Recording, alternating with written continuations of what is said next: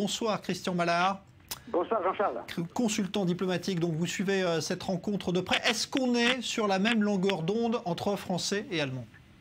Écoutez, on va essayer. Ce qui est clair, c'est qu'après la période de flottement qui a été suscitée par l'annonce du référendum, et l'attitude jusqu'au boutiste d'Alexis Tsipras, le Premier ministre grec, avec une chancelière allemande qui encore ces derniers jours était inflexible, qui ne voulait pas entendre parler de négociations avec Tsipras, et puis de l'autre côté un François Hollande plutôt souple, qui souhaitait un accord immédiat. Bien, la rencontre de ce soir, c'est clair, va remettre les pendules à l'heure avant le sommet de l'Eurogroupe de demain à Bruxelles. Alors ce soir, cette rencontre se veut celle de l'unité de vue, celle du retour en force du couple franco-allemand dans une Europe qui, il faut bien le dire, ne cesse d'être secouée par la crise grecque.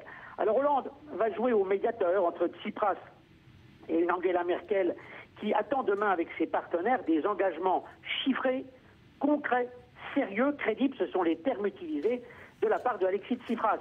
Une réponse grecque de la dernière chance en quelque sorte. Si les Grecs, comme on le laisse entendre, commencent à mettre sur la table leur demande d'allègement de 30% de leur dette de 320 milliards d'euros, ça ne sera peut-être pas forcément le langage attendu par Mme Merkel, c'est à voir. Mais en tout cas, il faut que les Grecs se retroussent les manches et comprennent qu'il y a un prix à payer pour les erreurs qu'ils ont commises. Alors, est-ce que l'Europe, Christian, va continuer justement d'aider financièrement la Grèce?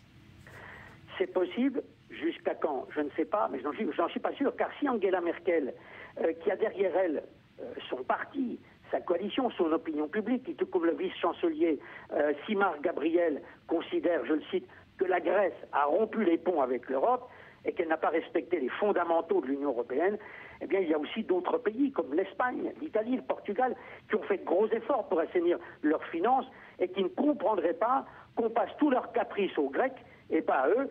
Je crois qu'il faut, en effet, je crois que c'est la conclusion, une Europe responsable qui ne soit plus l'addition des égoïsmes et des égos nationaux. Merci Christian Mallard.